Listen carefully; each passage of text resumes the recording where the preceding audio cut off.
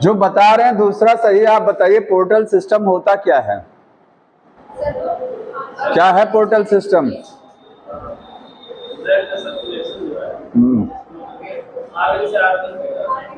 Argon से argon, body में जितने भी ऑर्गन हैं उनको हार्ट से ब्लड सप्लाई होती है, हार्ट से। लेकिन कुछ बॉडी के ऑर्गन ऐसे हैं, जैसे आपका लिवर, ठीक है, और फ्रॉग में ये किडनी, हमारे अंदर ये रीनल वाला नहीं है। तो कुछ बॉडी ऑर्गन जैसे लिवर है, उसको ब्लड सप्लाई हार्ट से भी होती है और इंटेस्टाइन से भी मिलती है। तो पोर्टल सिस्टम क्या है? देखिए, अगर ये हमारा क्या है, लिवर है, ठीक, इसको ब्लड सप्लाई कहाँ से मिल रही है? हार्ट से। और कहाँ से मिल रही है? इंटेस्टाइन से, ठीक, इंटेस्टाइन, यहां से। तो पोर्टल सर्कुलेशन क्या है? अगर किसी ऑर्गन को ब्लड सप्लाई किसी दूसरे ऑर्गन से भी मिलती है, दूसरे ऑर्गन से मिलती है, तो इस सिस्टम को क्या बोलते हैं? Portal system. समझ में आया? समझ में आ रहा ना? किसी ऑर्गन को अगर ब्लड सप्लाई किसी दूसरे ऑर्गन से मिल रही है तो उसको बोलते हैं पोर्टल सिस्टम। हमारी बॉडी में जो लिवर है उसको ब्लड इंटेस्टाइन से भी मिलता है और हार्ट से, लेकिन इंटेस्टाइन से ज्यादा ब्लड मिलता है। तो ये आपका पोर्टल सर्कुलेशन है। अब आप ये देखिए, एक चीज और समझिए, यहां से यहां जो ब्लड जा रहा है ये ऑक्सीजनेटेड जाएगा कि डीऑक्सीजनेटेड? ये डीऑक्सीजनेटेड, क्योंकि ये ऑर्गन से निकल रहा है तो यहां से डीऑक्सीजनेटेड जाएगा, ठीक। इस वाली, ये आर्टरी बोलेंगे कि वेन बोलेंगे इसको? इस ट्यूब से जा रहा है इस ब्लड वेसल को आप क्या कहेंगे, आर्टरी की वेन? आर्टरी नहीं बोलेंगे। आर्टरी वो ब्लड वेसल होती है जो हार्ट से डायरेक्ट आती है, हार्ट से जो डायरेक्ट निकल रही है। इसको, ये इंटेस्टाइन से निकल रही है ना, किसी भी ऑर्गन से जो ब्लड वेसल निकलती है, ब्लड को ले जाती है, डीऑक्सीजनेटेड ब्लड को ले जा रही है, तो ये आपका वेन हो गया। ये आर्टरी नहीं है, क्योंकि ये इंटेस्टाइन एक बॉडी का ऑर्गन हो गया, यहां से ये ब्लड को ले जा रही है। समझ में आ रहा है? ये वेन है, और इस वेन को क्या बोलेंगे? Portal vein. क्या बोलते हैं? Portal vein. और उस वेन का नाम क्या है? हेपेटिक पोर्टल वेन, क्योंकि ये ब्लड कहाँ ले जा रही है? लिवर में ले जा रही है, इसलिए इसको बोलेंगे हेपेटिक पोर्टल वेन। और ये सर्कुलेशन क्या है? हेपेटिक पोर्टल सिस्टम है ये, जो हमारी बॉडी में होता है। कारण क्या है? क्यों हमारी बॉडी में इंटेस्टाइन से ब्लड लिवर में भी जाता है? क्या रीजन है उसका?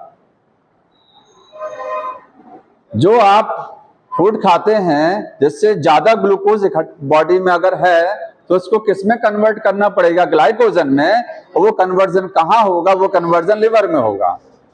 तो इंटेस्टाइन से अगर ज्यादा, इंटेस्टाइन में से ज्यादा फूड एब्जॉर्ब हो गया है तो एक्स्ट्रा फूड सारा ब्लड के रास्ते कहाँ जाएगा?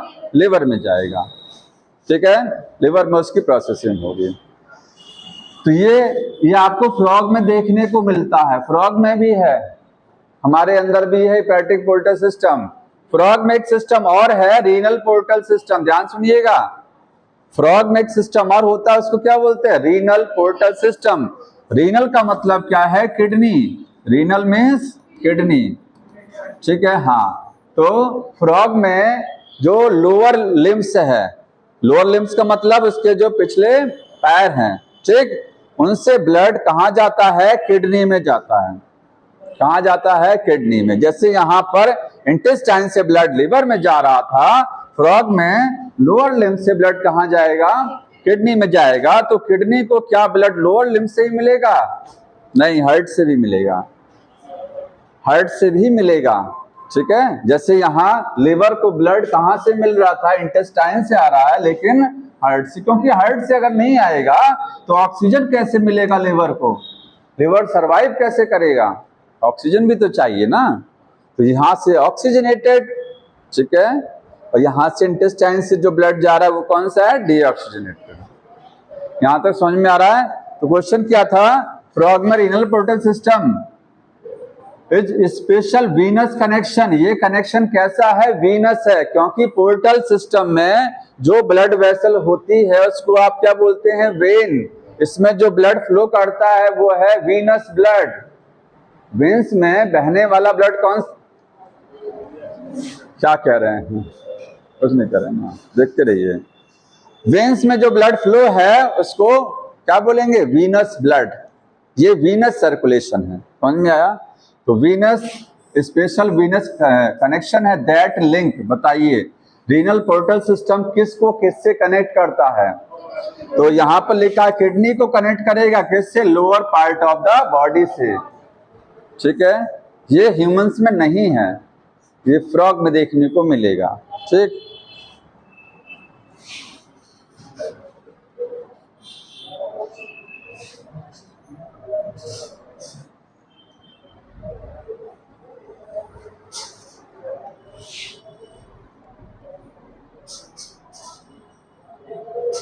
इस क्वेश्चन को बताएंगे, इस बताइए। हाँ देखिए, लास्ट टाइम हो रहा था कि स्किन से रेस्पिरेशन कहाँ है, तो लैंड पर भी स्किन से होता है, ठीक है। जो ये लास्ट ईयर का क्वेश्चन यही था कि लैंड पर तीनों से होगा, स्किन से, बक्कल कैविटी से और लंग्स से, तीनों से। हाँ नोट कर लीजिएगा। ये बताइए,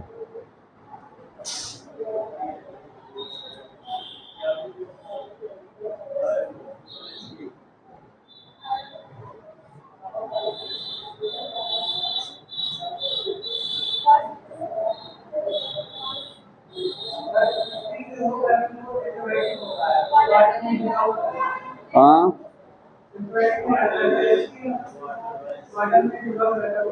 समझ रहे हैं ना। स्किन जैसे स्किन उसकी मॉइस्ट होती है, एनवायरमेंट की ऑक्सीजन किसमें डिजॉल्व होती है, वाटर में, वाटर से। ये बताइए, यहाँ लिखा हुआ फ्रॉग में respiration, frog respire in the water, frog water में रेस्पिरेशन करता है by skin and buccal cavity, and on the land by skin, buccal cavity and lungs. कौन सा स्टेटमेंट सही है, ये वाला, ये वाला, ये वाला सही है, क्योंकि लैंड पर स्किन, बक्कल कैविटी, लंग्स तीनों हैं, लेकिन वाटर में स्किन है लेकिन बक्कल कैविटी नहीं है। तो फर्स्ट आपका रॉन्ग हो गया, सेकंड क्या है, सही है। समझ में आ रहा है ना।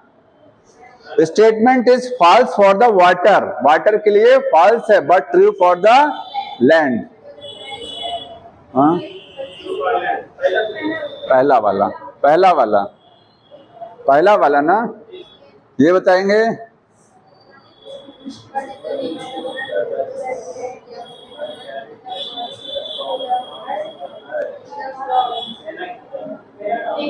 वीना केवा बोलते हैं ना, हार्ट में जो ब्लड वेसल ब्लड को ले जाती है उसको क्या बोलते हैं, हिंदी में क्या बोलते हैं, महाधमनी की महाशिरा, महाशिरा। हिंदी वाले हिंदी नहीं जान रहे हैं, बताओ।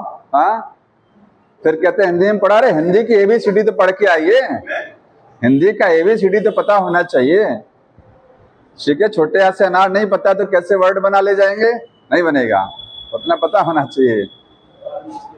ये बताइए, which of the following statement is correct about the location of male copulatory pad? Frog में मेल कॉपुलेटरी पैड होता है, इसकी लोकेशन कहाँ है, बताया था कल ना। अपर लिम्ब में जो फर्स्ट डिजिट होती है, फर्स्ट डिजिट, इस पर लगा होता है पैड। ये केवल मेल में है, फीमेल में नहीं होता है, ध्यान रखिएगा। हो गया ये, इसको बताएंगे।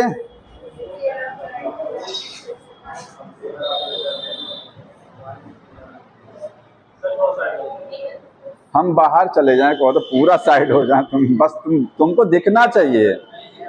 अब बताइए, यहाँ पे दिख रहा ना, in both sex of cockroach pair of jointed filamental structure anal cerci, बताएंगे एनल सर्सी मेल में है कि फीमेल में है, दोनों में है। क्या काम है इसका, साउंड वाइब्रेशंस को रिसीव करता है, कान है इसका, कॉकरोच का ये कान है, ईयर है। किस सेगमेंट में है, 10th सेगमेंट, बताया था ना, पढ़ा करिए। इसको बताइए, टिश्यू वाला है चौंक जाते हैं जैसे टिश्यू वाला आता है, क्यों। यूनिसेलुलर ग्लैंडुलर एपिथेलियम, बताइए ग्लैंडुलर एपिथेलियम कहाँ है, क्यूबोइडल में है, कॉलमनर में है, दो ही जगह तो है ना, ठीक। दो ब्लड सेल कहाँ गया, खोजिए। Goblet cell. अगर एक कोश की आपको पूछा जाए ग्रंथि कौन सी है तो वो कौन सी है? गोबलेट सेल है, यूनिसेलुलर ग्लैंड। ठीक है, बताया था आपको। कंपाउंड एपिथेलियम कहाँ देखने को मिलेगा? बक्कल कैविटी, जो चीक है उसमें अंदर का जो सरफेस है वो क्या है? ये कंपाउंड एपिथेलियम, माउथ में अंदर। ठीक है। मल्टीसेलुलर ग्लैंडुलर एपिथेलियम, देखिए ग्लैंडुलर दो टाइप का, यूनिसेलुलर और मल्टीसेलुलर। यूनिसेलुलर में गोबलेट सेल आती हैं जो कफ बनाती हैं, म्यूकस, जिसको आप कफ बोलते हैं। और बाकी सारी ग्लैंड बॉडी में क्या है? मल्टीसेलुलर है। जितनी भी ग्लैंड आप पढ़ते हैं, चाहे वो एंडोक्राइन ग्लैंड हो चाहे वो एक्सोक्राइन ग्लैंड हो। समझ में आया? और बचा क्या? एंडोक्राइन, कौन सी एंडोक्राइन ग्लैंड है? पैनक्रियास। देख रहे हैं ना, एंडोक्राइन ग्लैंड कौन सी है? पैनक्रियास। ठीक, बड़ा हंसी आ रही है पीछे। अरे बीच वाले से कह रहा हूं, काहे को हंस रहे हैं? हाँ? ये बताओ जी।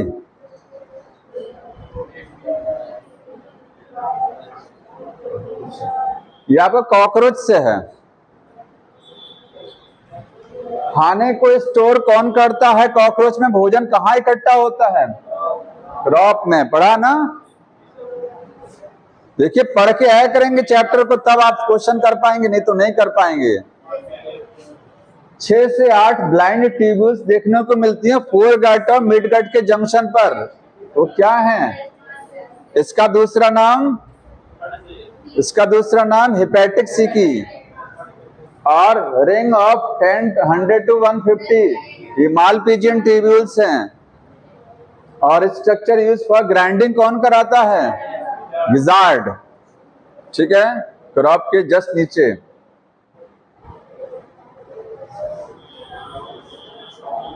ये बताएंगे।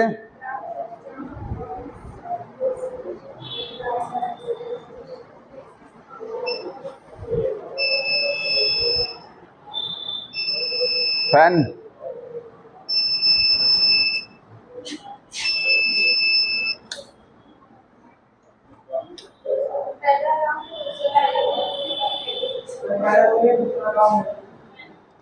अरे कोई पंखा बंद भी हुआ, ये कोई फर्क नहीं पड़ा इससे। ग्राउंड सबस्टेंस, हड्डी का जो ग्राउंड सबस्टेंस है बोन का, वो कह रहा है कि सॉलिड है और प्लाइबल है। सॉलिड तो होता है, ये तो सही है। प्लाइबल का मतलब कंप्रेस किया जा सकता है, नहीं, नॉन प्लाइबल है वो। बोन का ग्राउंड सब्सटेंस नॉन प्लाइबल होता है, ये प्लाइबल नहीं है, ये रॉन्ग लिखा है। एंड रजिस्ट द कंप्रेशन, ये सही है। केवल यहां क्या होना चाहिए था? नॉन प्लाइबल, ये गलत है। Bone marrow of the all bone is site for production of blood cell, सही है। सभी हड्डियों में खून बनता है, लॉन्ग बोन्स केवल, ऑल लिखा है, ऑल। ठीक है, ये सम होता तो सही होता, यहाँ सम, ये ऑल नहीं होना चाहिए। हर बोन में ब्लड नहीं बनता है, केवल लंबी हड्डियों में ब्लड बनता है। वो भी कहां बनेगा? टॉप पर जहां। ठीक है, तो ये सेकंड वाला आपका रॉन्ग हो, दोनों रॉन्ग हो गई। ये बताएंगे इसमें ए क्या है? अभी पढ़ा आपने, क्रॉप।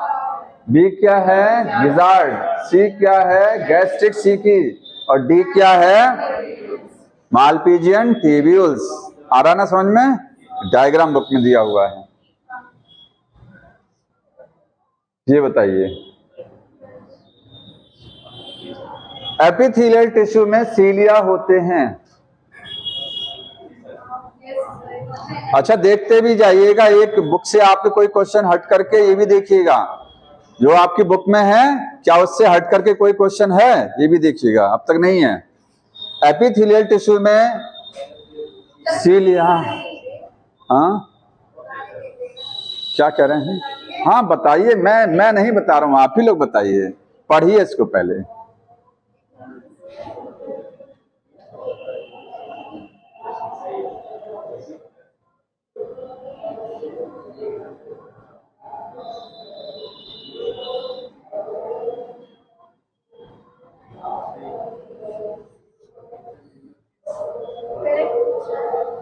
अच्छा एक एक करके बताइए, पहले के बारे में बताइए। Bear cilia on free surface, epithelial tissue में सीलिया होते हैं फ्री सरफेस पर, होते तो हैं लेकिन सभी में नहीं होते ना। हाँ हाँ होते हैं, लेकिन ये कह रहा है यहाँ देखिए इस लाइन को पढ़िए, beer cilia on free surface, ठीक है। इसका मतलब एपिथेलियल टिश्यू में देखिए थोड़ा सा लाइन में फर्क होता है। वो बोलता है यहाँ पर कि बियर सीलिया ऑन सम, कुछ में होता है, सम में नहीं होता है। हाँ हाँ ये भी बात सही है। चलिए आगे देखते हैं। अब यहां से सेट होगा आंसर, आंसर यहीं से सेट किया जाएगा, कोई बात नहीं। Provide a lining for some body part,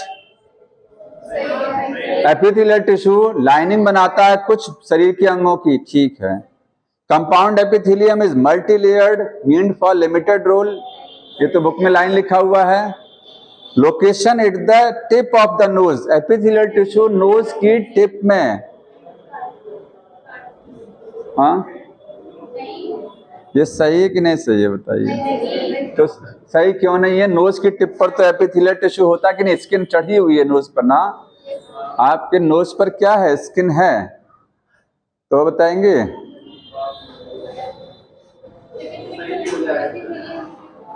हाँ नोज की टिप पर, हालांकि नोज की जो टिप है वो कार्टिलेज की बनी होती है। किसकी बनी होती है? कार्टिलेज, इसलिए सही नहीं होगा। Exocrine gland possess the epithelial tissue, exocrine gland में एपिथेलियल टिश्यू होता है कौन सा वाला? ग्लैंडुलर होता है ना। अब बताएंगे रॉन्ग कौन सा हुआ? एक तो आपको कंफर्म है कि डी रॉन्ग है।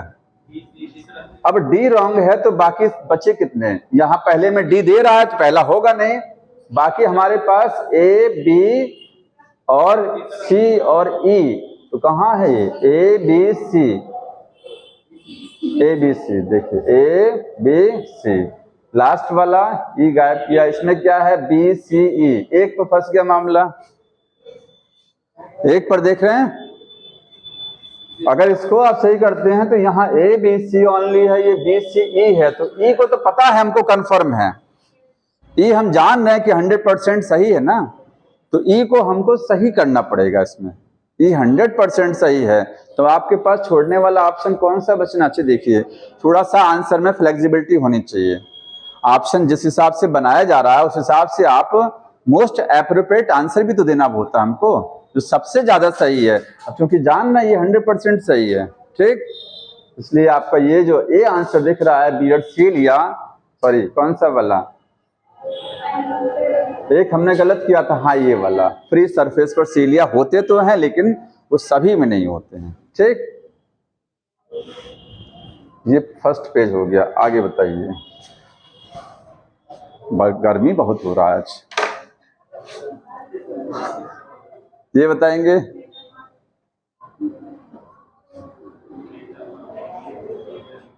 ये सबसे आसान क्वेश्चन लगभग होते हैं, क्योंकि मान लीजिए अगर इसको आपको ये नहीं आ रहा है तो ये मैच कराएंगे तो ये ऑटोमेटिक मैच हो जाएगा, ठीक है।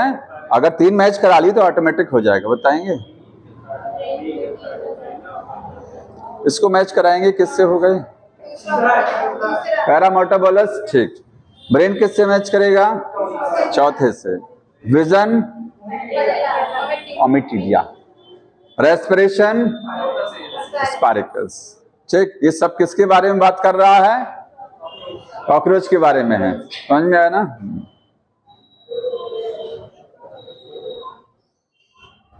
सही बताना है आपको, करेक्ट। टाइप ऑफ जंक्शन के बारे में सही स्टेटमेंट बताइए देख करके।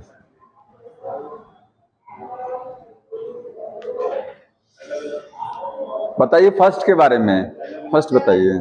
Adhering junction facilitate the cell communicate, नहीं, कम्युनिकेशन के लिए गैप जंक्शन लगा हुआ है। दूसरा सही है, दूसरा सही है। थर्ड बताएंगे।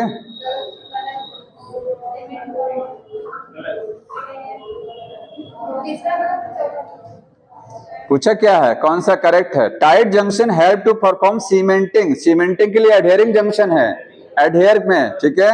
और gap junction help to create the gap between the cell and tissue.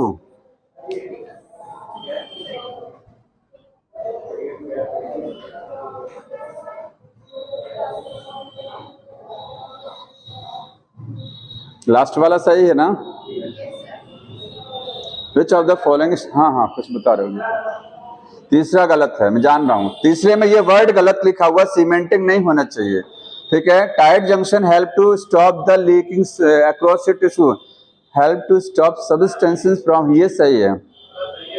Adhering junction cell to का फर्स्ट, आपको सेकंड वाला सही दिख रहा होगा केवल अभी तक। चौथे वाले पर आइए थोड़ा सा।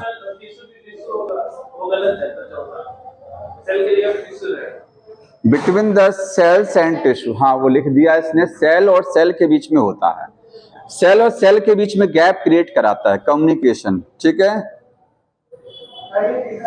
लेकिन एक चीज बात सुनिए मेरी, ध्यान सुनिए,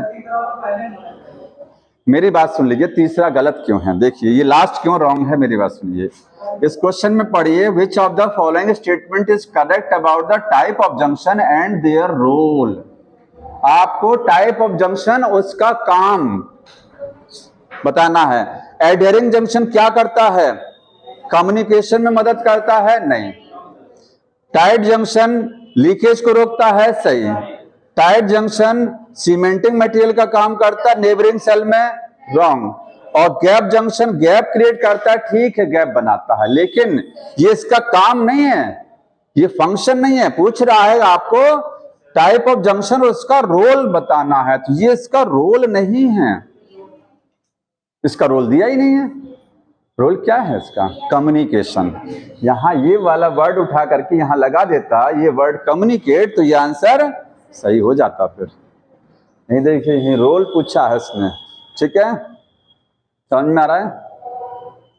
ये बताएंगे फीमेल कॉकरोच में क्या चीज होती है?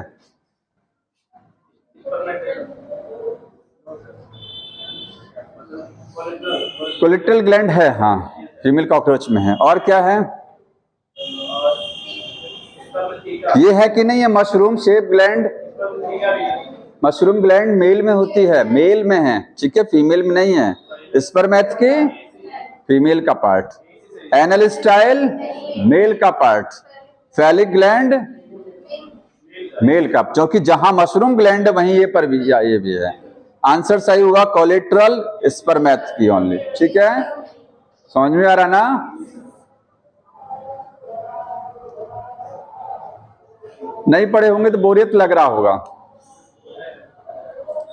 इन which of the following connective tissue cell secrete the fiber, किस टिश्यू में सेल जो है फाइबर बनाती है? कौन से वाले? कोलिजन और इलास्टिन, बताइए।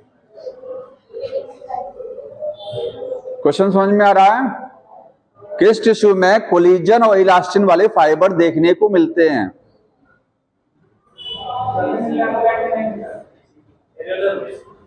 कार्टिलेज में मिलता है कि नहीं? कार्टिलेज में कोलिजन या इलास्टिन फाइबर होते हैं कि नहीं होते हैं? होते हैं फाइबर। इलास्टिसिटी तभी आती है ना, ठीक, कॉन्ड्यूसाइट सेल होती है ना। और बोन में भी है, एडिपोज टिश्यू में है कि नहीं है? एरियोलर कहीं तो मॉडिफिकेशन है, एडिपोज बताया था ना कि सब कुछ जो एरियोलर में है वो एडिपोज में होगा, लेकिन उसमें एक चीज एक्स्ट्रा है, वो क्या है? फैट सेल एक्स्ट्रा है वो। और ब्लड में नहीं है, एरियोलर में, ब्लड में कोई फाइबर नहीं होता है। आपने पढ़ा होगा ना, ब्लड में दो पार्ट, ब्लड सेल और प्लाज्मा। ब्लड सेल 3 टाइप की होती है ना, फिर प्लाज्मा हो गया, ठीक। तो ब्लड में आपकी ये सब चीजें नहीं है। ये बताइए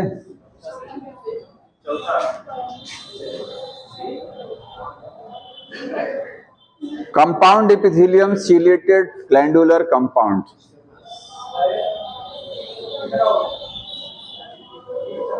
पहले का बताएंगे। स्क्वेमस किससे मैच करेगा? एंडोथीलियम बोलते हैं, ब्लड वेसल की वॉल को एंडोथीलियम। सीलेटेड किससे मैच करेगा? हमारी बॉडी में सीलिया कहां कहां होते हैं? सीलिया ट्रैकिया में है, ब्रोंकस में है, ठीक है, ब्रोंक्यूल्स, फैलोपियन ट्यूब में सीलिया होते हैं। यहाँ कहां लिख रहा है ये? फैलोपियन ट्यूब है ना, ये अंडवाहिनी में सीलिया होता है, ठीक।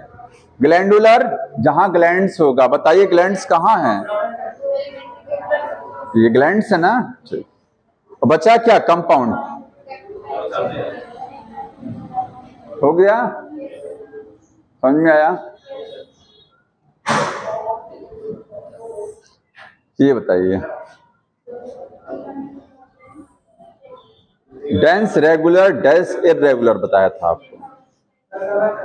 रेगुलर में बताया था टेंडॉन्स लिगामेंट्स, ये क्या है, डेंस रेगुलर में है।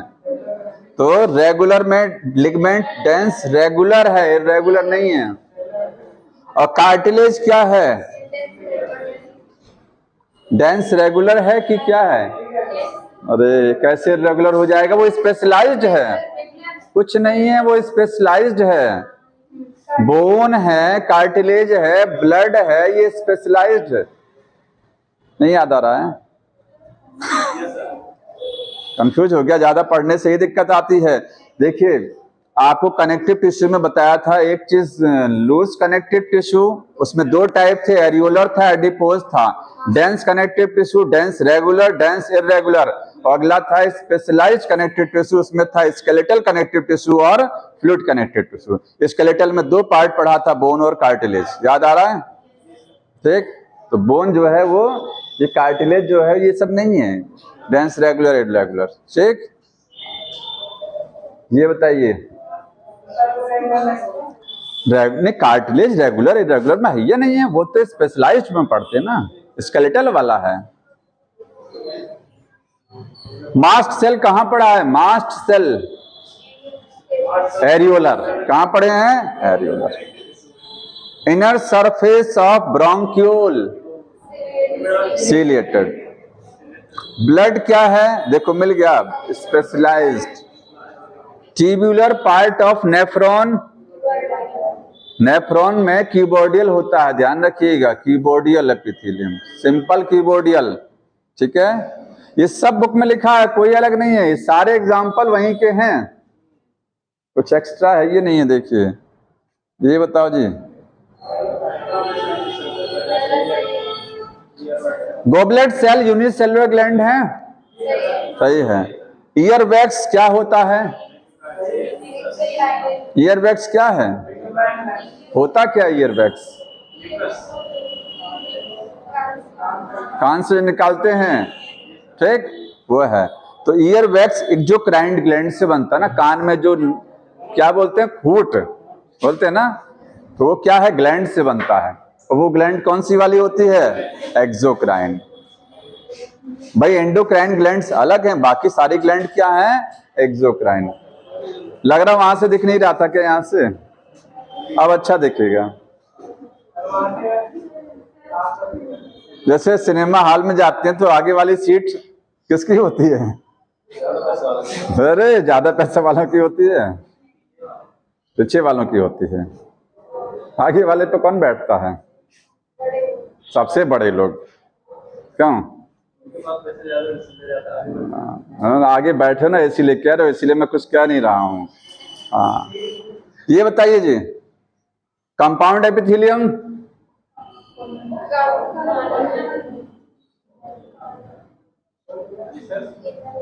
कंपाउंड एपिथेलियम,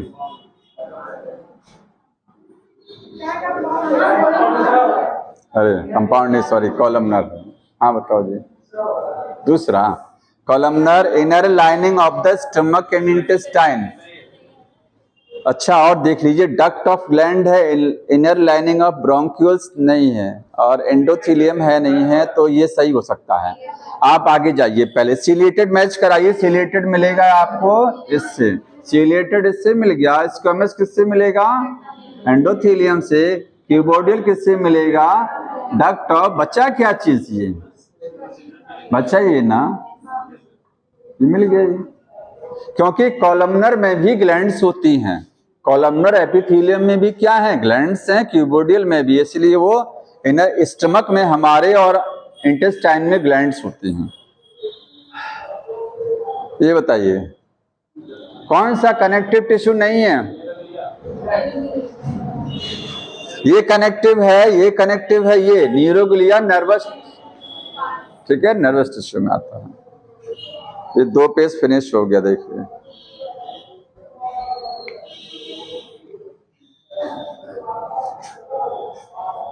ये बताइए,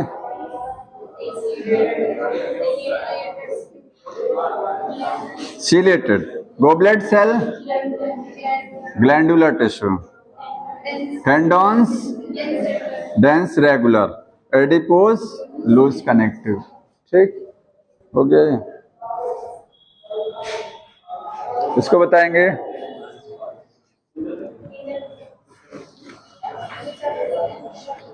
ब्लड वेसल में कौन सा epithelium tissue?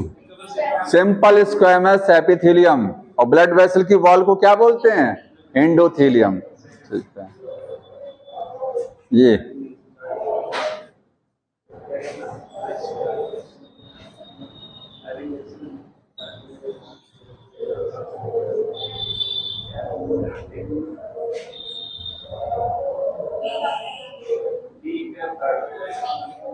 Adhering junction match करेगा, चिपकने वाला है, स्टैब्लिश से बैरियर टू प्रिवेंट लीकेज नहीं, function like the rivet and fasten together in strong sheet हो सकता है सही। पास इंफॉर्मेशन ये गलत है, प्रोवाइड द साइटोप्लाज्म ये सही है। राइवेट जानते हैं क्या होता है? राइवेट क्या होता है? राइवेट एक वर्ड लिखा यहाँ, राइवेट्स। राइवेट पोपर हाइपोथेसिस एक है, 12th क्लास की बुक में दिया, राइवेट पोपर हाइपोथेसिस। इकोसिस्टम को अगर समझना है, इकोसिस्टम और बायोडायवर्सिटी वाला जो चैप्टर दिया हुआ है उसी में एक थ्योरी दी है, राइवेट पोपर हाइपोथेसिस। राइवेट का मतलब होता है screw, nut bolt. Nut bolt, किसी चीज को अगर स्क्रू लगा के टाइट कर दीजिए तो वहां से वो हिलना नहीं है, फिर वो हिलेगा नहीं, स्क्रू लग गया, टाइट हो गया है। तो बताएंगे टाइट जंक्शन। अब देखिए, रुक जाइए एक सेकेंड। हाँ, एडहेरिंग वाला है ना, एडहेरिंग वाला, पहले इसको मैच करा लीजिए थोड़ा सा। टाइट जंक्शन का कोई है, एस्टैब्लिश से बैरियर प्रिवेंट द लीकेज। ये लीकेज वाला अगर दिया है तो आपको टाइट से मैच कराएंगे। ठीक है, और एडहेरिंग किससे मैच करेगा? राइवेट से, क्योंकि दो चीजों को जोड़ रहा है। हम दो चीजों को किससे जोड़ते हैं? स्क्रू से जोड़ते हैं ना। ठीक है, दो चीजों को स्क्रू लगा के टाइट कर देते हैं, तो ये एडहेरिंग जंक्शन मैच। गैप किससे मैच करेगा? हाँ, एक सेल से दूसरी सेल में इंफॉर्मेशन को अगर पास करानी है, रुक जाइए, प्रोवाइड द साइटोप्लाज्म। चलो 1 to 8 बच्चा दो, ये इससे, ये इससे, ये इससे मैच करेगा। समझ में आया? और साइनेप्टिक जंक्शन क्या है? ये है साइनेप्टिक जंक्शन। जानते हैं क्या होता है? न्यूरॉन्स में होता है। एक न्यूरॉन और दूसरे न्यूरॉन के बीच के कनेक्शन को क्या बोलते हैं? Synaptic junction. ठीक है, और कैप जंक्शन आपका ये हो गया। ये बताइए, बहुत आसान है। फैलोपियन ट्यूब में सीलेटेड। ठीक है, अगर ये नहीं होता तो क्या होता? फिर अगर ये नहीं होता तब क्या होता? तब तीनों में से कौन सा होता? तब कॉलमनार होता। ठीक है, क्योंकि कॉलमनार में सीलिया देखने को मिलते हैं, कीबोर्डियल में भी सीलिया हैं। तो अगर ये नहीं होता तो कॉलमनार सही होता। फिर कॉलमनार में भी तो सीलिया होते हैं ना। ये बताइए,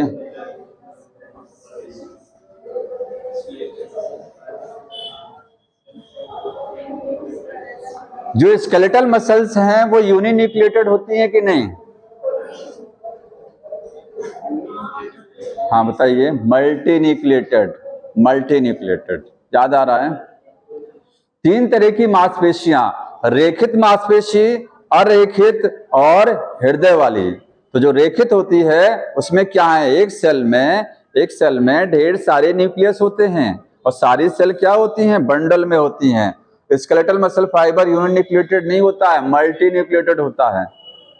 बना के दिखाएं? नहीं समझ में आ रहा है? देखिए, ये देखिए, ये है, ये न्यूक्लियस है ना, और स्मूथ वाले का डायग्राम में एक न्यूक्लियस बनता है। कार्डियक वाले में भी मल्टी न्यूक्लिएटेड कंडीशन आती है, एक से ज्यादा न्यूक्लियस हो सकते हैं, कहीं कहीं एक भी होता है, कहीं कहीं एक से ज्यादा भी होते हैं, लेकिन इसमें एक से ज्यादा न्यूक्लियस कंफर्म है। ठीक, आया समझ में? पहला वाला आपका क्या हो गया? रॉन्ग हो गया। ये बताइए, इंटरकैलेटेड डिस्क नहीं बताया, इसको समझ लीजिए, अभी बता रहा हूं कि सही है, लेकिन इसको अभी मैं बता दे रहा हूं। The wall of blood vessel made up of columnar, बताएंगे क्या है?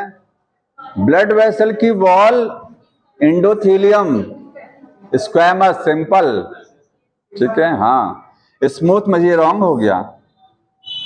स्मूथ मसल्स मल्टी नहीं होता है, यूनी। अभी बना के दिखाया। ये समझ लीजिए क्या है।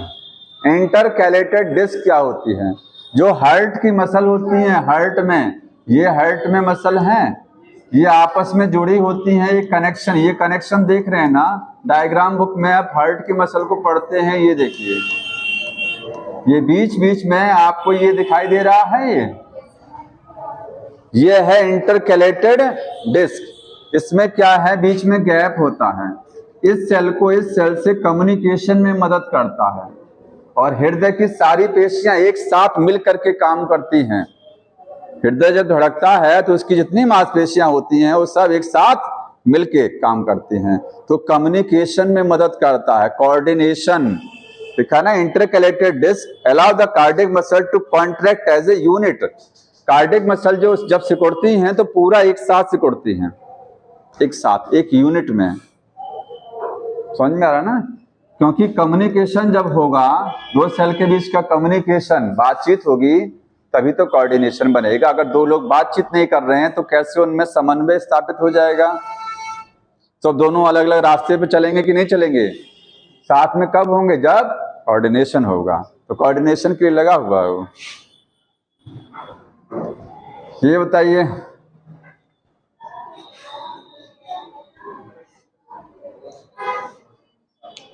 Bone support and protect the soft tissue and organ. हड्डियां हमारी बॉडी में सॉफ्ट जो टिश्यू हैं और जो ऑर्गन है उनको सुरक्षा देती हैं। शरीर के अंगों को सुरक्षा देती हैं कि नहीं? बोन्स देते हैं। Weight bearing function is served by the limb bones. जो लिम्स की बोन होती हैं, लिम्स, वो वेट बियरिंग फंक्शन कराती हैं। वेट बियरिंग जानते हैं? वजन सहने वाला, वजन सहने वाला। हमारा लिम्स कितना है? अपर और लोअर। तो ये जो लिम्स हैं, इसकी जो मांसपेशियां हैं, ये इनमें वजन को सहने की क्षमता होती है कि नहीं होती है? होती है। अरे भाई, हाथ से हम कोई भी चीज उठा लेते हैं, वजन को सहने की क्षमता है। और पैर की जो मांसपेशियां हैं वो पूरा आपके शरीर का वजन उठाए हुए हैं कि नहीं उठाए हुए हैं? पैर की मांसपेशियां पूरा शरीर का वजन उठाने की क्षमता है। तो ये सही है। वेट बियरिंग फंक्शन होता है मांसपेशियों में, किसका? लिम्स की बोन का। समझ में आया? सारी मसल्स का नहीं है, सारी हड्डियों का नहीं है कि हर हड्डी वजन को सह सकती है, नहीं। हर बोन वेट को नहीं सह सकती है, लेकिन हैंड्स की बोन और क्या है, ये पैर की, ये सब क्या है? Ligament is the site of production of the blood cells. गलत, लिगामेंट में ब्लड नहीं बनता है, ठीक है? ब्लड सेल नहीं बनते हैं। Adipose tissue is specialised to store size tendons attach bone to bone connection ligament. गलत कौन सा हुआ? ये वाला और पूछा करेक्ट। देखिए, ए करेक्ट है, बी करेक्ट है और आपका डी करेक्ट है। तो ए बी डी हो गया ना? ए बी और डी। आपका दो रॉन्ग है इसमें से, सी और ई रॉन्ग है। ये बताइए, 10 मिनट और, इसके बाद आधा घंटा थोड़ा सा अगला चैप्टर पढ़ाना है, ठीक है? हाँ, ये बताइए, स्मूथ मसल्स जो होती हैं, आपको रॉन्ग बताना है स्मूथ मसल्स के लिए।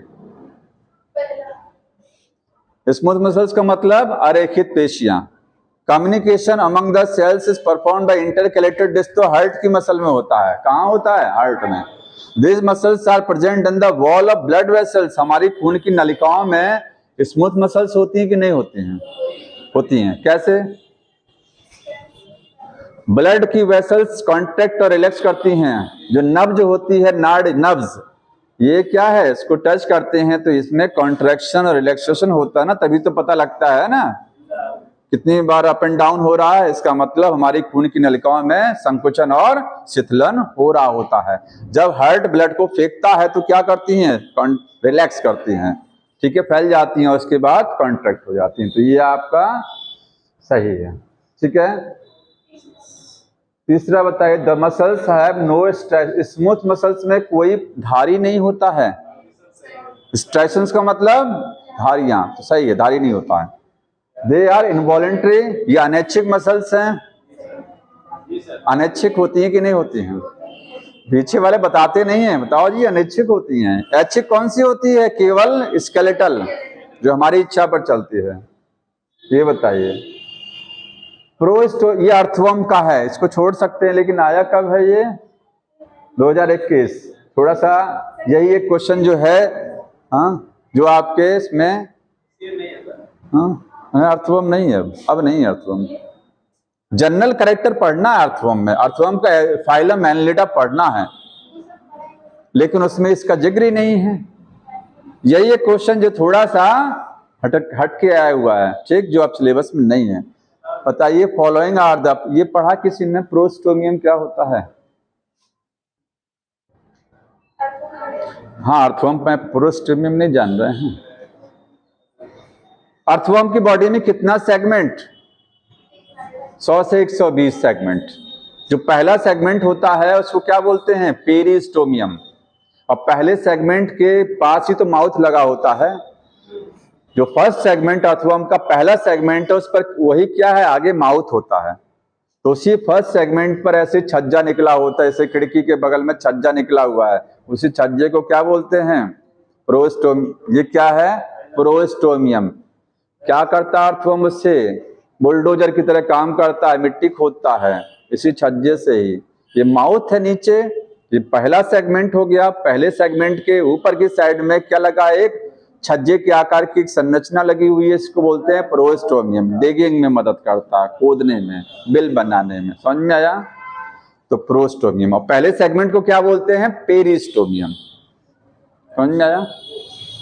प्रो का मतलब आगे, स्टोमा का मतलब माउथ। माउथ के आगे, माउथ हुआ, इसके आगे जो छज्जा है, तो ये प्रो का मतलब क्या होता है? आगे की साइड में, माउथ के आगे जो पार्ट है। बताएंगे, it serve as the covering of mouth. ये माउथ को कवर करता है। It help to open the crack. ये मिट्टी में, सॉइल में जो क्रैक होते हैं उनमें मिट्टी को हटाता, ये सही है। It is one of the sensory structure. नहीं पढ़ा आपने? ये भी सही है। It is the first part of the body segment. ये नहीं, ये सेगमेंट नहीं है बॉडी का, सेगमेंट होता है पेरिस्टोमियम। उस पर छज्जा लगा हुआ है केवल ना, तो सेगमेंट नहीं बोलते हैं। और माउथ की कवरिंग करता है। माउथ को कवर करने वाला सेगमेंट पेरिस्टोमियम होता है। ये माउथ को कवर नहीं करता, ये माउथ के ऊपर ऐसे लगा है, कवर ओवर नहीं करता है।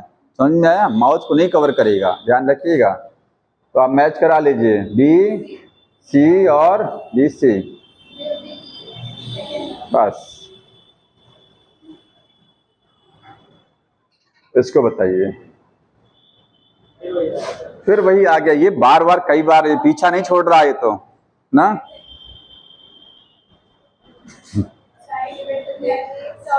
That prevent the leakage. जहां लीकेज की बात होती है वो कौन सा होता है? Tight junction. और दूसरा क्या है?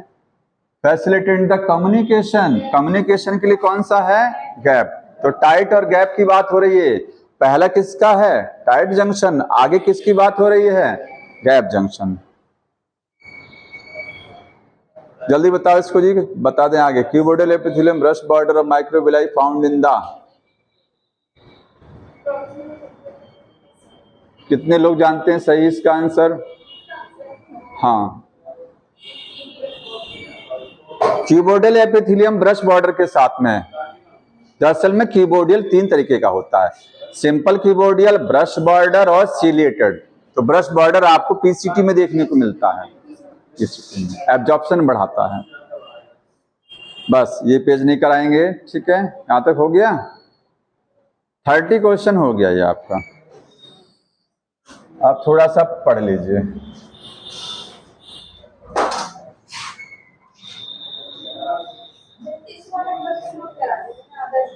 आधा घंटा लाओ जी, अगर मिल जाएगा तो मैं जरूर करा देता हूं। देखिए, आप इसी में बताएंगे कहीं टिश्यू दिया हुआ है।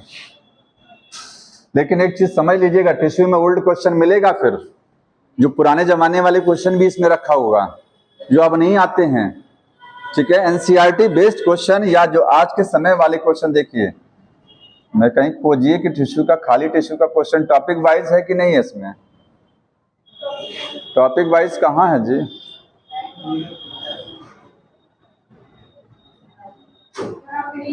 किधर?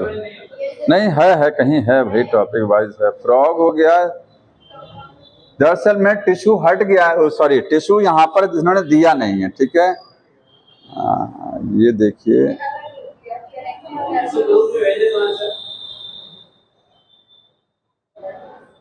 सीधे फ्रॉग से स्टार्टिंग की, ये देख रहे हैं फ्रॉग, सब फ्रॉग के बारे में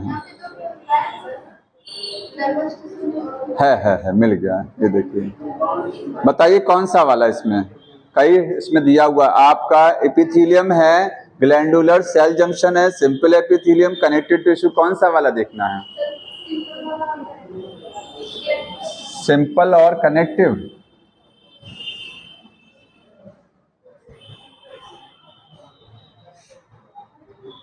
ये तो वही क्वेश्चन आ गया जो अभी किया गया था, एक जो अभी किए थे उस पर आ गया, ठीक है।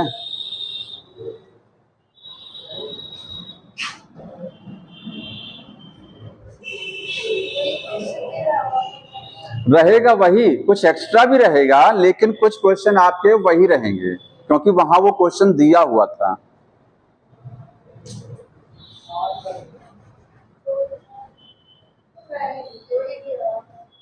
ये भी वही है।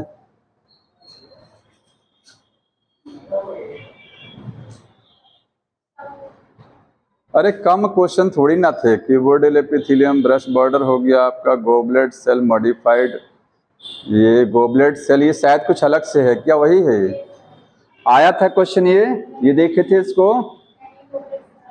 गोबलेट सेल किसका मॉडिफिकेशन, कॉलमनर का कि कंपाउंड का कि कॉलमनर का होता है, ठीक है, याद रखिए कॉलमनर का ही मॉडिफिकेशन है। ये बताइए,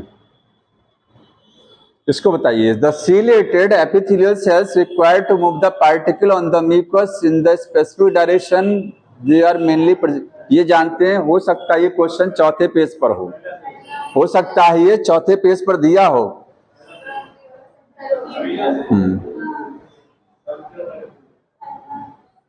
जहां जहां सीलिया होते हैं, सीलिया कहाँ होते हैं? ब्रोंकियल्स में और फैलोपियन ट्यूब में। ये सही है, एक ही पेज में है ही है, केवल एक पेज में दिया हुआ है, ठीक है। सब बताइए, पढ़ा दें? आपके पास कोई क्वेश्चन हो तो बताइए, बुक लाए हो तो बताइए, उसमें से बता दें कुछ। अगर बुक लाए हो कोई तो बताइए। लाए है कोई? नहीं लाया ना?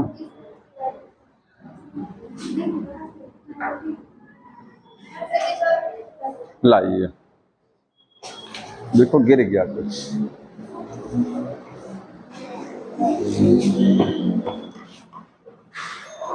टॉपिक वाइज है इसमें।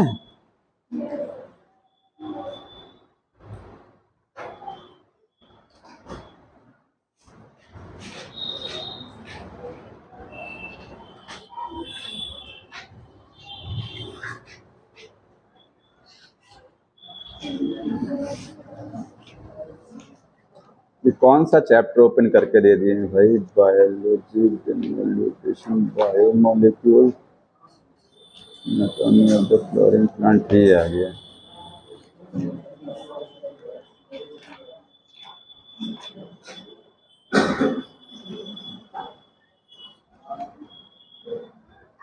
देखिए कुछ क्वेश्चन है टिश्यू वाले, मैं आपको बोल दे रहा हूं, बताते रहिएगा, ठीक।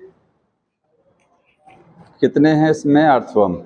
देखिए छोटा क्वेश्चन बोलेंगे क्योंकि बड़ा क्वेश्चन है तो आप समझ नहीं पाएंगे आपको, ठीक है। लिखा है simple cuboidal epithelium lines all the following structures except, जो सिंपल कीबोर्डियल एपिथेलियम है, ठीक है, lines all the following structure कहां देखने को नहीं मिलता है? कहां देखने को नहीं मिलता? ऑप्शन सुनिए। ओवरी में, ओवरी में कीबोर्डियल है कि नहीं है? है, ठीक। पैनक्रियाटिक डक्ट में कीबोर्डियल है या नहीं है? हाँ, पैनक्रियाटिक डक्ट में है। थायराइड की फॉलिकल में, थायराइड ग्लैंड जो होती है उसकी जो फॉलिकल होती है। और चौथा ऑप्शन है फैलोपियन ट्यूब। फैलोपियन ट्यूब में कीबोर्डियल है कि नहीं है? कॉलमनर होता है, कॉलमनर, ठीक है। फैलोपियन ट्यूब में आपका क्या है? कॉलमनर। यह आपका सही हो गया। एक ऑप्शन क्वेश्चन है, lining of the intestine of the man, जो ह्यूमन होता है उसकी जो आंत होती है इंटेस्टाइन, उसकी जो अंदर की लेयर होती है वो किसकी बनी होती है? ब्रश बॉर्डर की, सीलिएटेड की, केराटिनाइज्ड की, नॉन केराटिनाइज्ड? दरअसल में कंपाउंड एपिथेलियम दो टाइप का पढ़ा था, केराटिनाइज्ड और नॉन केराटिनाइज्ड। ठीक है, केराटिनाइज्ड कहाँ पढ़ा था आपने? स्किन में। ठीक, तो पूछ रहा है कि इंटेस्टाइन में क्या होगा? इंटेस्टाइन में ब्रश बॉर्डर देखने को मिलेगा कि केराटिनाइज्ड या नॉन केराटिनाइज्ड की, सीलिएटेड? तो इंटेस्टाइन में सीलिएटेड तो होता नहीं है, सीलिएटेड नहीं होता ना, केराटिनाइज्ड होता नहीं है। ठीक, कम बच्चा नॉन केराटिनाइज्ड या ब्रश बॉर्डर, इसमें से बताइए।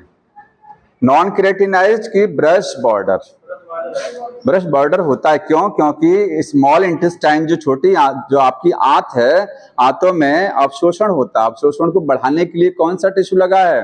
Brush border. समझ में आता ना? अगर नहीं आता तो देखिए इस तरीके से, ये स्टमक हो गया, स्टमक के बाद ये क्या है? ड्यूडेनम, और ड्यूडेनम के बाद क्या है? ये स्मॉल इंटेस्टाइन। ठीक है, तो इंटेस्टाइन में माइक्रोविली होते हैं ना, ये क्या है? ये माइक्रोविली। तो यहां पर कौन सा एपिथेलियम टिश्यू लगा है? Brush border. समझ में आ रहा ना?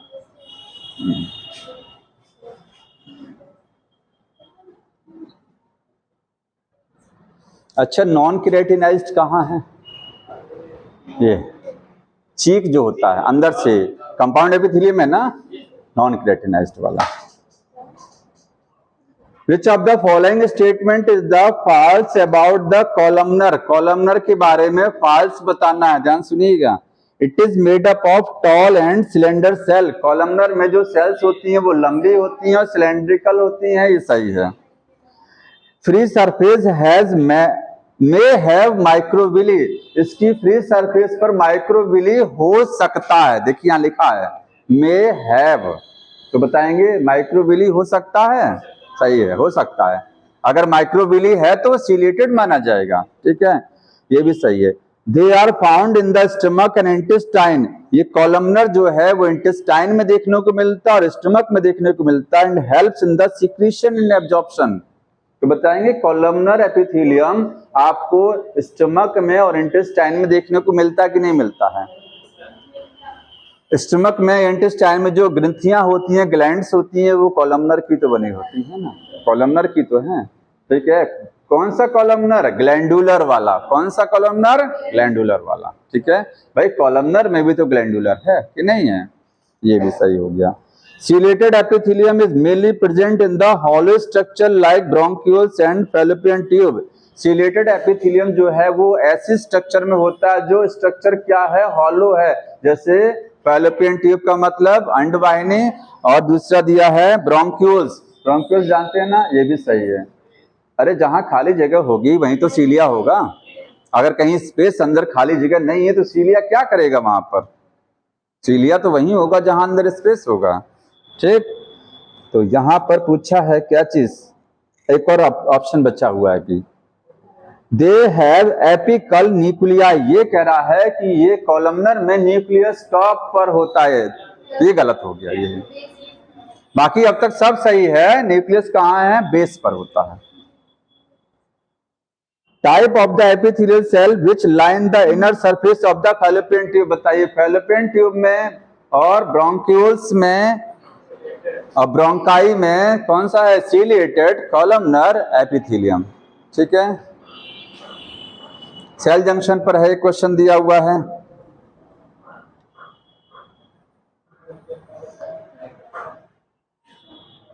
एक बोल रहा है blood brain barrier in the adults have, blood brain barrier में कौन सा जंक्शन देखने को मिलता है? ब्लड ब्रेन बैरियर नहीं समझेंगे ना, ये इसलिए नहीं समझेंगे, पुराने जमाने वाला क्वेश्चन है ये, नए जमाने वाला नहीं है। ब्लड ब्रेन बैरियर जानते हैं क्या होता है? आपका जो ब्रेन है और ब्रेन के सराउंडिंग में क्या फ्लो करता है? ब्लड होता है ना। ब्लड जो है ब्रेन में भी तो जाता है। ठीक, तो ब्रेन और ब्लड की सेल के बीच में कोई बैरियर है कि नहीं है? ठीक है, तो वो कौन सा जंक्शन है जो ब्लड और ब्रेन के बीच में काम करता है? Gap junction. कि tight junction? Blood brain barrier in the adult hub, junction between the cell, cell के बीच में कौन सा जंक्शन होगा?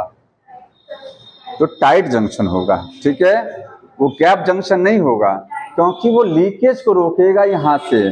ठीक है, समझ में आ रहा है?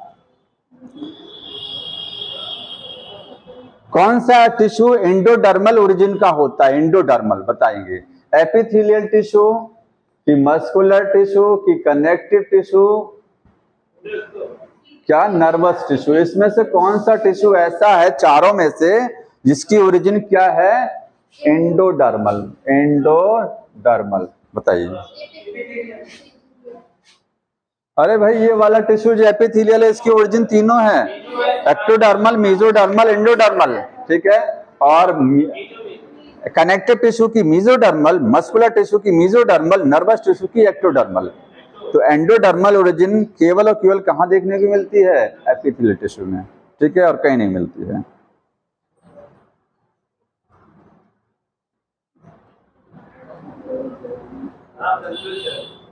कहाँ कंफ्यूज कर दिए?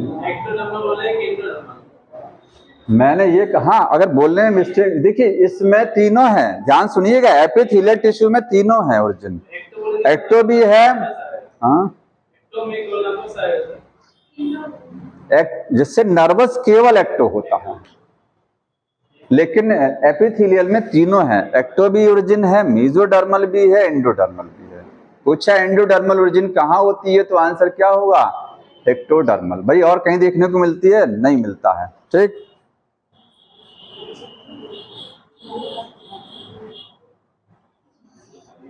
एरियोलर कनेक्टिव टिश्यू क्या जॉइंट करता है? Areolar connective tissue joint bone को बोन से जोड़ता है, कि फैट बॉडी को मसल्स से जोड़ता है, फैट जो है, फैट बॉडी में आपके जो फैट है उसको मसल से जोड़ने का काम करता है, कि इंटेगमेंट को मसल से जोड़ता है, आपकी जो चमड़ी है, स्किन है, उसको मांसपेशियों से जोड़ता है, कि बोन को मसल से जोड़ता है।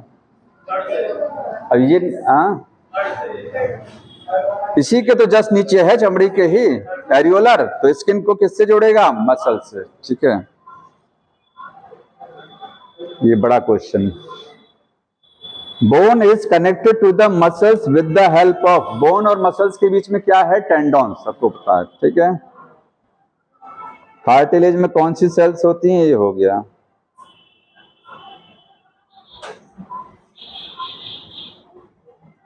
चलिए बताइए अगला, एक यहां दिया वो देखिए, read the following statement and the select the correct one in the simple cuboidal epithelium nuclei are rounded and lie in the centre of the cells. बोलने में समझ में आ रहा है? नहीं आ रहा होगा ना? यहाँ इसलिए मैं कहता हूँ, यहाँ जब रहता तो ज्यादा अच्छा लगता है। ये टाइम वेस्टिंग का तरीका है, थोड़ा सा पढ़ा लेने दीजिए 10 मिनट। चलो, ये इतनी बुक देख के वैसे ही डर लग जाता है सबको। पढ़ना है ब्रीदिंग,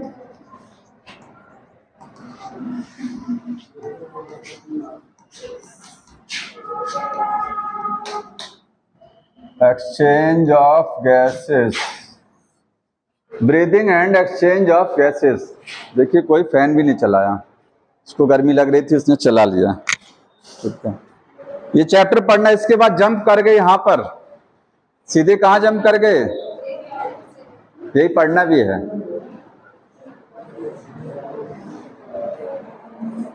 देखिए आपके पास दो वर्ड हैं, एक ब्रीदिंग है और एक क्या है? रेस्पिरेशन।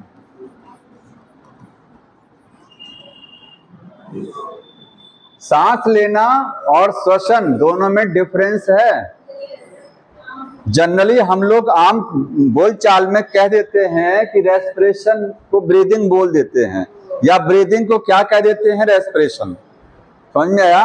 सांस ले रहे हैं तो इसको हम लोग नॉर्मली बोल देते हैं श्वसन, लेकिन वो श्वसन नहीं है, ठीक। बुक में एक लाइन लिखा हुआ है, breathing commonly called the respiration. Breathing को सामान्य तौर पर क्या बोला जाता है? रेस्पिरेशन बोलते तो हैं, लेकिन वो सही नहीं है।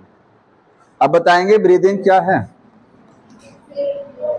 एयर को एयर को लेना और एयर को आउट करना, मतलब ऑक्सीजन को इनटेक और कार्बन डाइऑक्साइड को आउट करना, ये क्या है? ब्रीदिंग। हम लोग ऑक्सीजन लेते हैं या कि सारी गैसेस लेते हैं?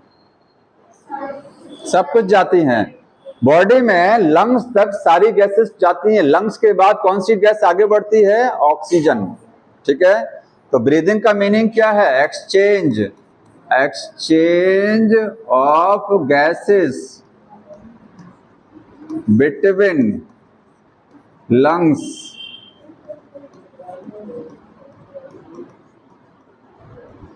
आपके जो फेफड़े हैं, लंग्स हैं और जो वातावरण है, उनके बीच में गैस का जो आदान प्रदान होता है, उसी को क्या बोलते हैं? ब्रीदिंग। ऑक्सीजन इन कर ली जाती है, कार्बन डाइऑक्साइड को आउट कर लेते हैं। ठीक है, रेस्पिरेशन क्या है? ब्रेक, देखिए रेस्पिरेशन एक ब्रॉड टर्म है, रेस्पिरेशन एक ब्रॉड टर्म है, इसके अंडर में ब्रीदिंग आती है। रेस्पिरेशन दो टाइप का है, रेस्पिरेशन को हिंदी में बोलते हैं श्वसन, और श्वसन दो प्रकार का होता है, एक बाह्य श्वसन और एक आंतरिक श्वसन। तो रेस्पिरेशन के दो टाइप पड़ते हैं, एक्सटर्नल, एक्सटर्नल रेस्पिरेशन, और दूसरा क्या है? Internal respiration.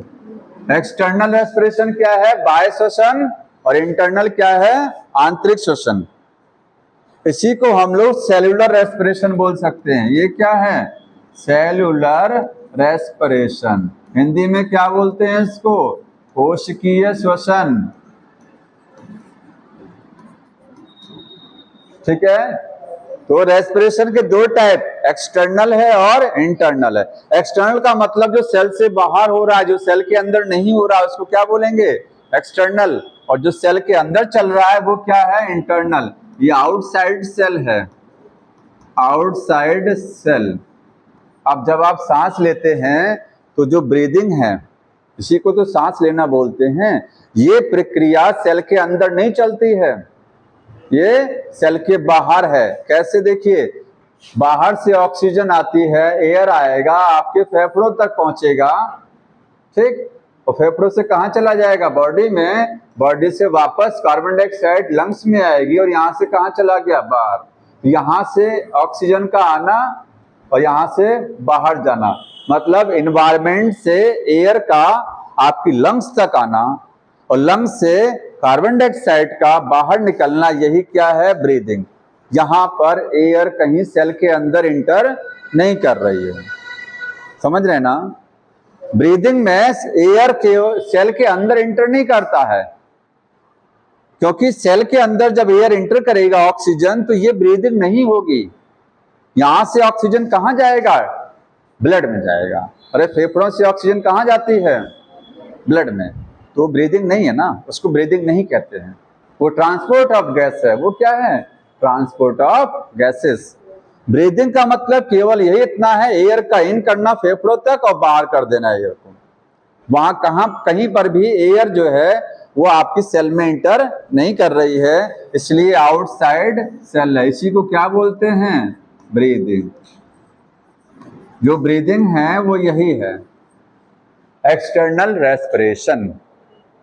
ठीक, और जो एक रेस्पिरेशन सेल के अंदर चलता है, जहां हमारी बॉडी की जितनी भी सेल हैं उनमें जब ऑक्सीजन पहुंच जाती है, बॉडी की जितनी सेल्स हैं, जब ऑक्सीजन पहुंच जाएगा तो वहां क्या होगा? फिर रेस्पिरेशन चलेगा। कौन सा वाला? इंटरनल। ठीक, इसी को सेल्युलर रेस्पिरेशन। जो अभी आपने बताया डेफिनेशन, वो ये है।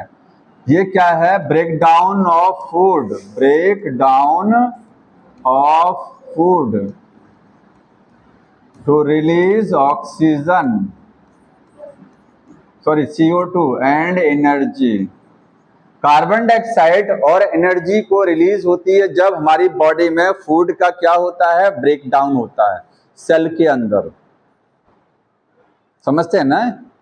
श्वसन यही तो है कि देखिए, ये क्वेश्चन आपने पढ़ा होगा, ग्लूकोज प्लस ऑक्सीजन मिल करके carbon dioxide, water plus energy बनाता है ना।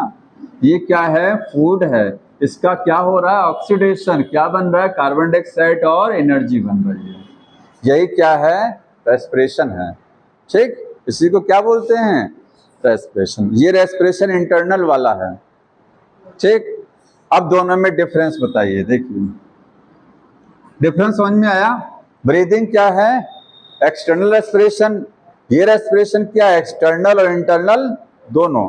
मतलब इसी का एक पार्ट ये है, इसी का एक पार्ट पीछे से इधर देख लो जी। Breathing is the part of the respiration. ठीक, अब एक डिफरेंस आप बताइएगा, ब्रीदिंग एंड सेलुलर रेस्पिरेशन में क्या डिफरेंस है। सेलुलर रेस्पिरेशन को क्या कह सकते हैं, इंटरनल रेस्पिरेशन। कहीं कहीं बुक में आपके ऐसा डिफरेंस देखने को मिलेगा, इधर लिखा रहेगा ब्रीदिंग और इधर लिखा रहेगा केवल और केवल रेस्पिरेशन। वहां थोड़ा कंफ्यूजन होता है, इधर लिखता है ब्रीदिंग और उधर क्या लिखता है, रेस्पिरेशन। ठीक है, लेकिन वास्तविक रूप से देखा जाए वो जो लिख रहे हैं हम, अगर आप रेस्पिरेशन लिख देंगे तो डिफरेंस नहीं कर पाएंगे ढंग से। ठीक है, इसलिए मैंने लिखा है सेलुलर। बताइए ब्रीदिंग क्या है, ये मैकेनिकल प्रोसेस है कि नहीं है।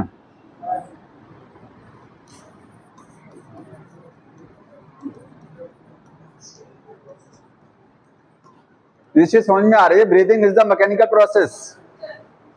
मैकेनिकल का मतलब ब्रीदिंग में हमारी जो लंग्स होती हैं वो एक्सपेंड करती हैं और कॉन्ट्रैक्ट करती हैं, फेफड़े फूलते हैं और पिचकते हैं, बस यही तो होता ना, जिसकी वजह से एयर इन होती है और आउट होती है, और कुछ नहीं होता है। ठीक, लेकिन ये वाला जब रेस्पिरेशन चलता है, ठीक है, यहाँ पर क्या है, ये बायोकेमिकल प्रोसेस है। ये क्या है, बायोकेमिकल प्रोसेस, मतलब जहां पर एंजाइम इन्वॉल्व हो रहा है, इसमें कोई एंजाइम इन्वॉल्व नहीं हो रहा है। बायोकेमिकल प्रोसेस का मतलब जहां रिएक्शन चलता है, मेटाबॉलिक प्रोसेस भी कह सकते हैं इसको। ये क्या है, मेटाबॉलिक प्रोसेस है। ठीक, उसमें एंजाइम इन्वॉल्व होगा, ग्लूकोज का ऑक्सीडेशन होता है।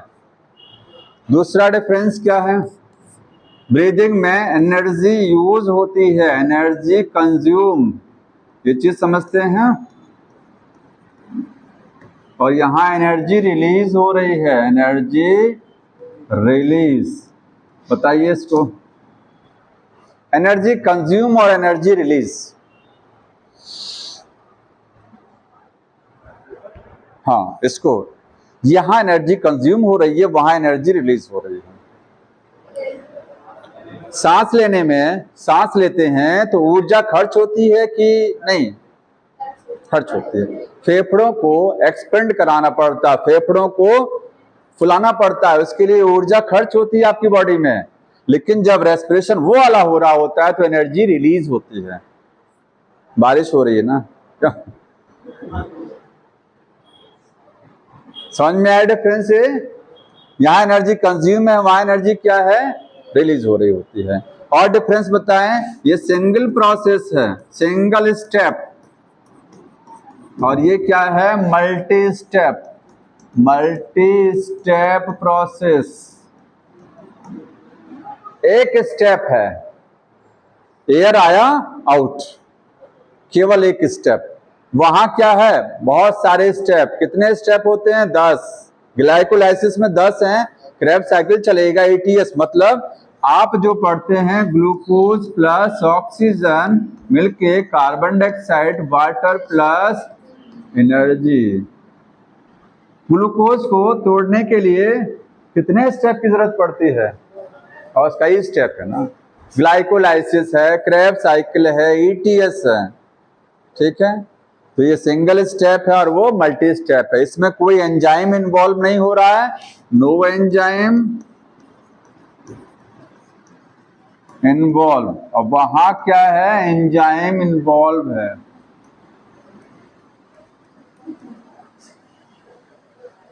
बारिश जब तेज होता है तब सही रहता है, खासकर आने जाने में। क्यों जानते हैं, क्योंकि बार बार रेनकोट पहनना बहुत बेकार लगता है।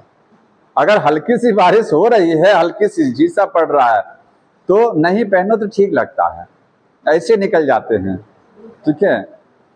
क्योंकि बार बार रेन कोट पहनिए फिर निकालिए, गीला हो जाता है और समस्या हो जाती है उसको। इसीलिए जब तेज पानी बरसे तो सही है, तो उसमें निकलना हो तो आराम से पहन के निकल लीजिए। हमको तो बहुत बेकार लगता है।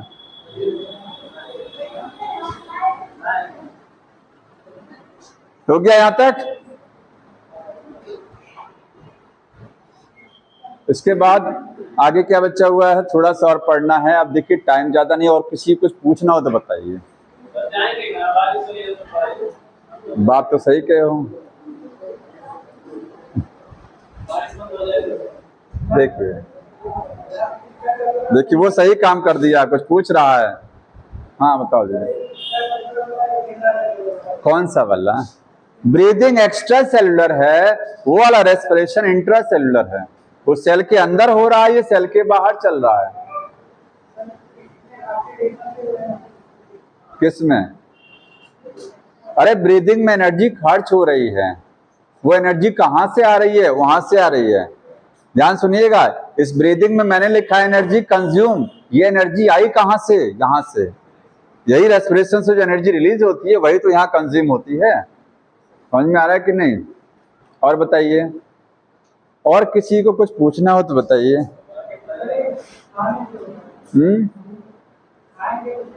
अगर खाएंगे तभी आपका एनर्जी बनेगा, नहीं खाएंगे तो एनर्जी कैसे बनेगा? पैर टूट जाएगा तो?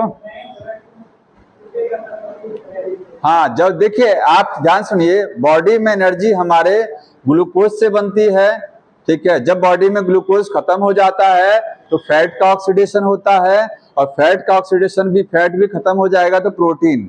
जो लोग फास्टिंग रखते हैं, व्रत रखते हैं, तो होता है कि आपकी बॉडी में जितना ग्लूकोज है वो खत्म, जितना ग्लाइकोजन है वो फिनिश हो रहा होता है। 3-4 दिन खाना मत खाइए, उसके बाद होगा क्या कि सारा ग्लाइकोजन खत्म हो जाएगा। फिर बारी किसकी आएगी? फैट की। चमड़ी के नीचे जो फैट है उसका ऑक्सीडेशन होगा, उससे रेस्पिरेशन चलेगा। और दिन खाना नहीं खाएंगे तो क्या होगा? वो भी खत्म हो जाएगा। फिर प्रोटीन्स की बारी आएगी तो हड्डियां गलने लगेगा, क्योंकि बॉडी को तो आपको एनर्जी चाहिए ना। आज जब तक जीना है तब तक एनर्जी बॉडी में बनती रहेगी, ठीक है। तो लास्ट में फिर होता क्या है, प्रोटीन्स जब खत्म हो जाती हैं तो पर्सन डाई कर जाएगा। और कुछ पूछना है? बताइए।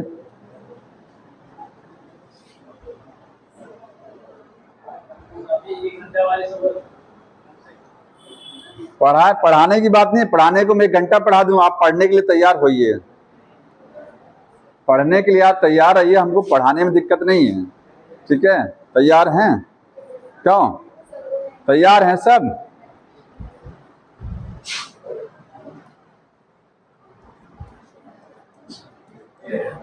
अगला देखिए टॉपिक दिया है स्ट्रक्चर्स ऑफ रेस्पिरेशन ब्रीदिंग।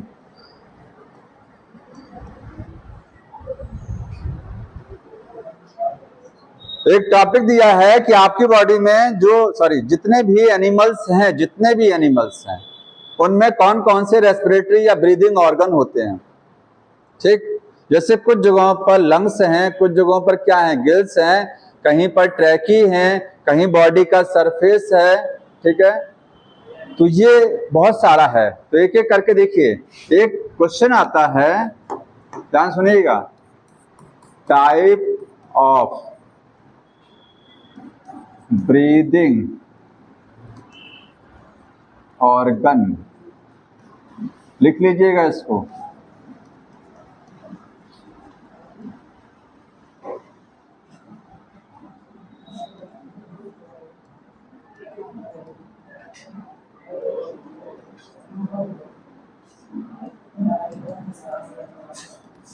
ये लाइन आपके बुक में लिखा हुआ, सीधे बैठ जाओ, जिसको नहीं पढ़ना है वो जा सकता है, ठीक है। क्योंकि अभी बारिश हो रही है इसलिए थोड़ा देर और रुकना है। अगर जाना है जाइए, जिसको जाना है। देखिए ये लाइन बुक में लिखा हुआ है, आप पढ़िए, बुक में ये लाइन पढ़िए कहाँ लिखा हुआ है। 2nd पैराग्राफ में 1st लाइन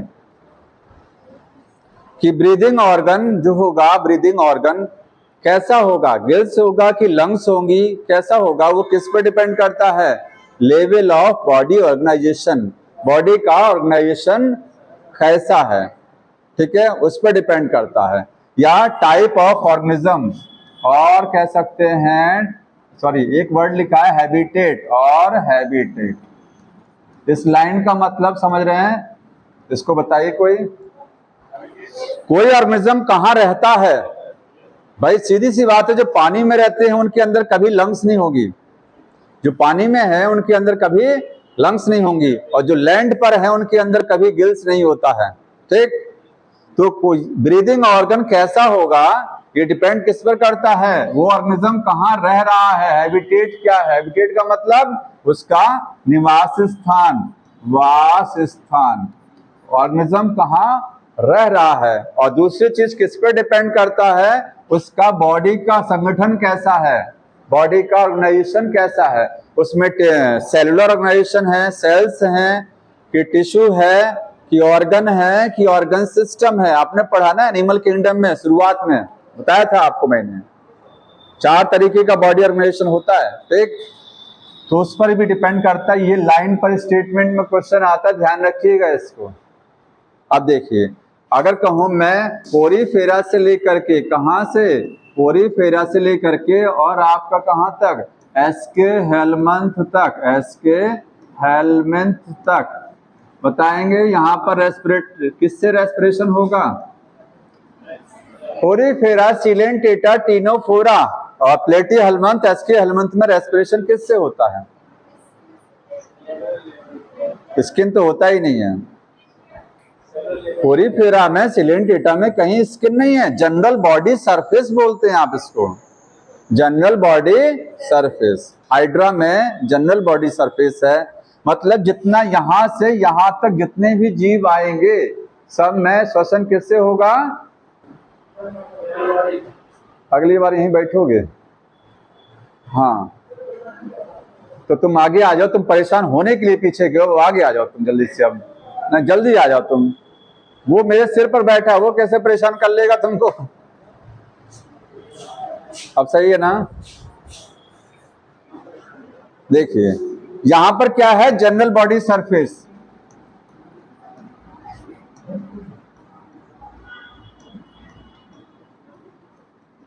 आगे किसकी बारी है, एनेलिडा, एनेलिडा, एनेलिडा का मतलब अर्थवर्म, अर्थवर्म में बताएंगे रेस्पिरेटरी पार्ट क्या है, मॉइस्ट स्किन, क्या है, मॉइस्ट स्किन, लिखेंगे मॉइस्ट स्किन।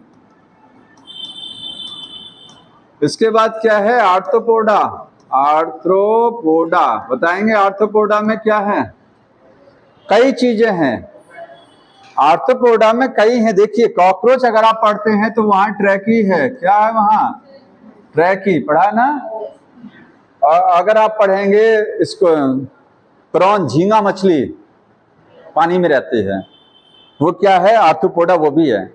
जो पानी में रहने वाले आर्थ्रोपोड्स हैं उनमें गिल्स होती हैं, क्या होती हैं, गिल्स। तो ट्रैकी के साथ गिल्स भी देखने को मिलेगा, और गिल्स कहाँ मिलेगा, एक्वेटिक आर्थ्रोपोड में।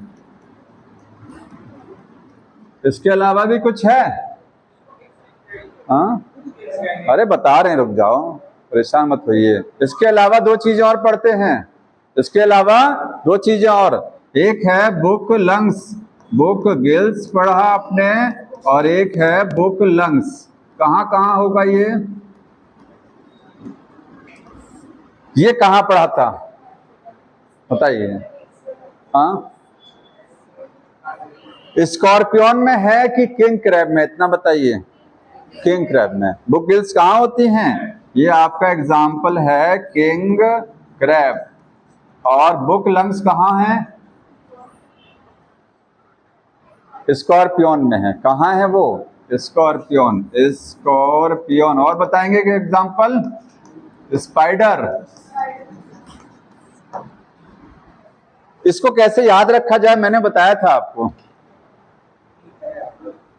यहां आई दिख रहा है गिल्स में, यहां आई है, कंफ्यूज नहीं होगा, ये वाला है, ये वाला यहां आएगा, ये वाला यहां, तो आई यहां पर है, किंग क्रैब में आई है, ऐसे ध्यान रखिएगा, समझ में आया। 4 नंबर मोलस्का बताएंगे। मोलस्का में श्वसन अंग क्या है? अरे कुछ बताएंगे पीछे, या क्या बताना है यही नहीं पता है, केवल कहानी चल रही है क्यों? मोलस्का में गिल्स होती हैं। क्या होती हैं? गिल्स। 5 नंबर मोलस्का के बाद इकाइनोडर्म्स। इकाइनोडर्म्स, इकाइनोडर्म्स में कोई बताएगा? हाँ, गिल्स होगा। हाँ, मोलस्का में गिल्स है और कुछ नहीं है। इकाइनोडर्म्स बताएंगे। स्टारफिश जिसमें आती है ट्यूब फिट, और दूसरा पार्ट एक और बताया था मैंने, ट्यूब फिट। एक पार्ट था डर्मल ब्रैंकी। डर्मल ब्रैंकी। हाँ, क्या दिया हुआ है? लंग्स। मोलस्का में कैसे संभव है बताओ? कोई मोलस्का लैंड पर, आपको ये लंग्स का मतलब लैंड पर होना चाहिए वो चीज। पढ़िए फिर से बुक में।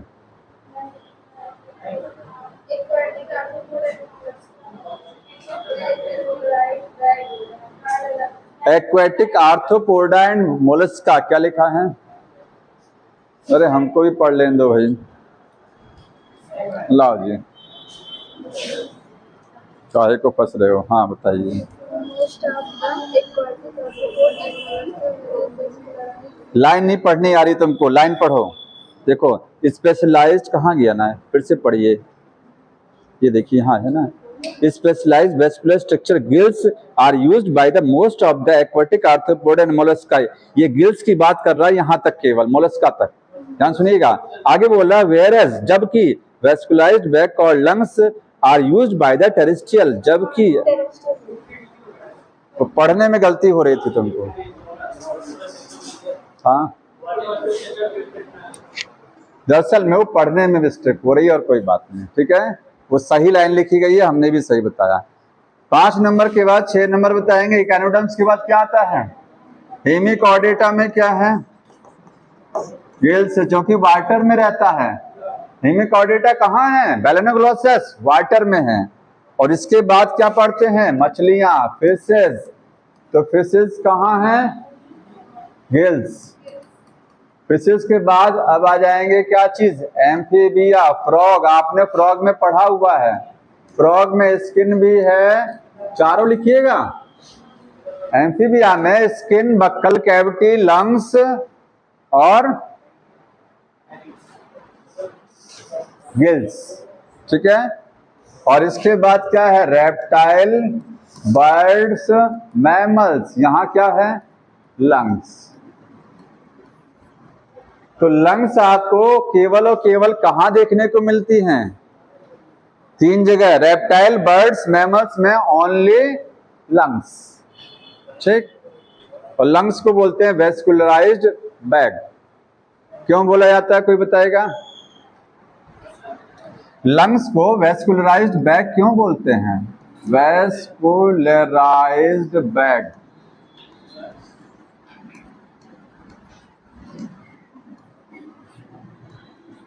बताओ जी। लंग्स को वेस्कुलराइज्ड बैग क्यों बोला जाता है?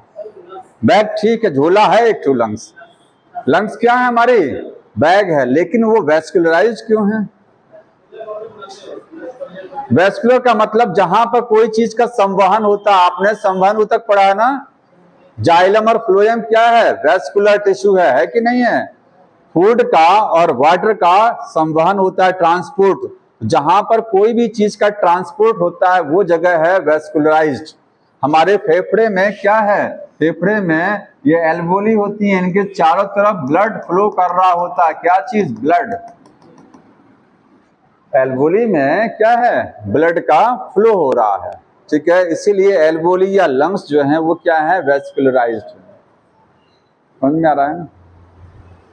अच्छा, कार्टिलेज पे पढ़ा था, ए वेस्कुलर पढ़ा है ना, अब याद करिए। और बोन क्या है? वेस्कुलर है।